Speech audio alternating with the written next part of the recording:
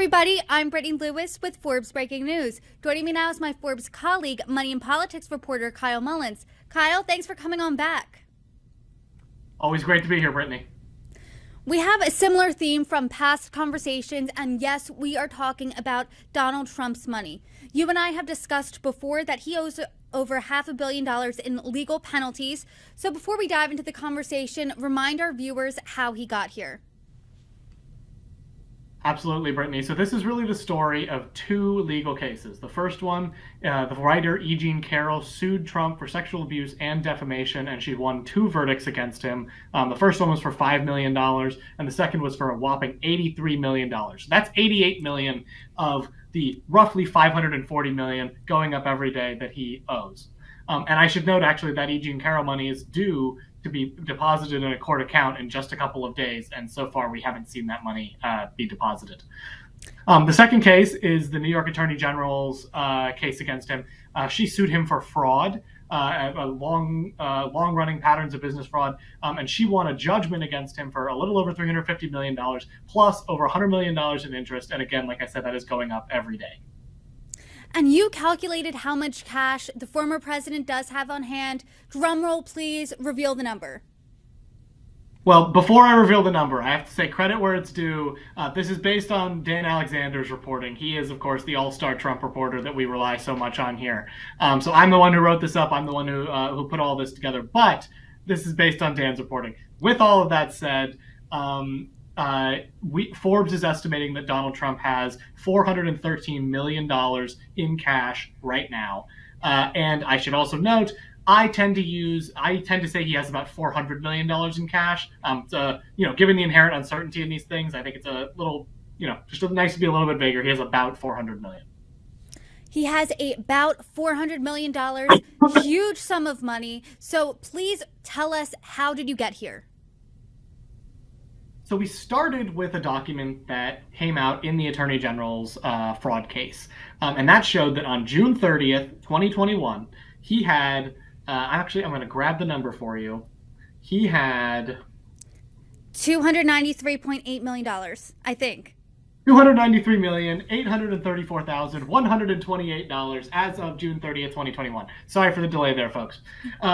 We know that again, thanks to these documents in that fraud trial. This was done by an independent auditor of his stuff. And notably, the Forbes estimate that fall, before we got those documents, was $296 million. So that tells you that we were pretty close even before we got that exact starting point. But then from there, we're able to just count the cash going in and out in the past couple of years. And I think we're going to talk about some of those transactions. But that's how we get to the current number of $413 million. You are exactly right. We are going to talk about those transactions, and your piece really does a good job of providing this balance sheet from June 2021 to where we're at today. So let's dive in. So you're reporting the starting point is $293.8 million, and then you add $6 million for smaller property sales. Explain these sales for us. Sure. These are a number of property sales that he's making. He sells condos in Las Vegas at his big Trump tower there. He also sells some parking spots at his tower in Chicago. So between those two, we estimate his returns there were about $6 million. He then received a cash flow of $21 million from books, speeches, and NFTs. Can you elaborate? Sure. So after Donald Trump left the presidency, he was looking for ways to make cash. And there were a couple of things that he ended up doing that were very similar to what a lot of politicians do. First thing is he gave a bunch of really big, high-dollar speeches, sometimes in the order of hundreds of thousands of dollars for even just a single speech. That made him about $12 million overall. And then in addition, he released a book. It was full of public domain photos that he added captions to. That made him a couple $1 million. He released some NFTs that earned him some cash. And he released a second book just last year in 2023 that reproduced a lot of his correspondences over the years with various celebrities. So all in all, I think he's at 21 million. That is what we have him earning from all of those various activities. And I should note, my colleague Zach Everson has been on this beat really from the beginning, doing a lot of coverage of all sorts of these kinds of smaller cash deals that Trump has been pursuing. Kyle, I do not want to talk about the biggest moneymaker on this list, which happens to be you're reporting his DC hotel sale and related expenses at $112 million. Talk to us a little bit about this property. Yeah, so this is the old post office hotel located literally blocks from the White House. And it has been a money-losing hotel overall for Trump, or it was before he sold it. But it did generate a lot of controversy because you have foreign diplomats and foreign officials and anyone who wanted to ingratiate themselves to Trump while he was president could stay, again, just blocks from the White House at a hotel that he owned. So lots of controversy. That's where my colleague Zach Everson, got his start on the Trump reporting beat.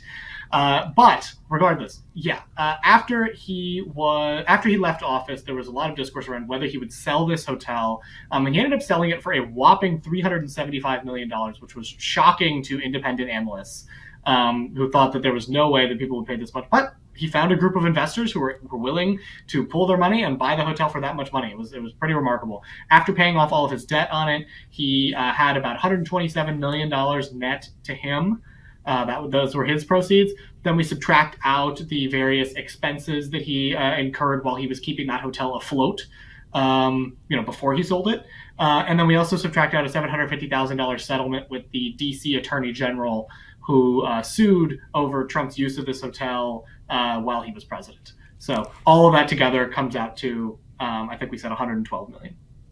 Yes, and there's also a golf course now that netted him a cool $60 million. Tell us about that property. Yeah, that $60 million is easy for him. So this was a contract that Trump owned to operate a golf course in the Bronx in New York City. And after January 6th, after the insurrection, New York City began trying to pull away from a lot of its deals with the former president, or the then president, soon to be former president. And they weren't able to get out of this deal super easily, but there was a lot of pressure on him, and eventually he ended up selling the contract to operate the golf course, so not the golf course itself, which is owned by the city, but he sold the contract to operate the golf course for $60 million to another businessman. We talked about the net positives. Now we do have to talk about the losses. He paid a few loans off to the tune of $67 million. What properties were these for? Yeah, so the biggest loan that he's paid off in the past couple of years was his last one with Deutsche Bank, which used to be his kind of go-to lender, but that later said they didn't want to do business with him anymore. It was his last loan with Deutsche Bank, and it was a $45 million loan on his Chicago tower. And then besides that, there were a couple smaller dollar loans. He paid off 2 loans on golf courses, which left his entire U.S. golf portfolio completely mortgage-free. And then the final one was a loan on Trump Plaza in New York City. And so it's important to note that though he paid off of these loans, using cash, so obviously that removes cash from his cash pile. This is actually net neutral to his net worth because, he's removing a liability from his net worth overall. And finally, aircraft expenses cost him $13 million. Tell us more here. Sure. Again, these came from documents that were revealed in the New York Attorney General's fraud case. In those documents, Trump estimated that they were going to spend about $13 million on rehabbing some of his aircraft that he owns. And we know now that he's flying around in a newly rehabbed, Boeing 757, and that is his famous Trump Force One aircraft. And so because of that, we know that he spent that money. And so we're deducting that $13 million from our estimate of his cash pile. I am really curious here. How much are you and your team deducing when it comes to taxes, campaign contributions, and or legal bills? 0. The answer there is 0. We're not taking out anything for income taxes over the years because basically Trump's tax returns, which were released by a House committee in 2022, showed that he doesn't pay much in income taxes. And so we didn't see fit to actually remove anything there, though we do account for taxes when we're looking at some of these real estate transactions and that kind of thing. And then you mentioned legal bills. He's paying those using donor funds. So we're not deducting anything for that. And we're not deducting anything for campaign contributions because he hasn't given anything to his campaign. Again, he's relying solely on donor funds for that. Now that we looked at this full fleshed out balance sheet, I want you to remind us of the grand total, and has the former president confirmed that number? Forbes is estimating that Trump has about $400 million in liquid assets and cash right now. And has the former president confirmed that number? Good question. He estimated in April of 2023 that he had well in excess of $400 million in cash. These things are uncertain, and we're pretty confident in our reporting. And it also lines up with reporting from other outlets that cite a combination of sources and documents. We're very confident in our $400 million estimate. Kyle Mullins, per usual, it is always a pleasure to talk with you. Thank you once again for joining me. Always great to be here, Brittany.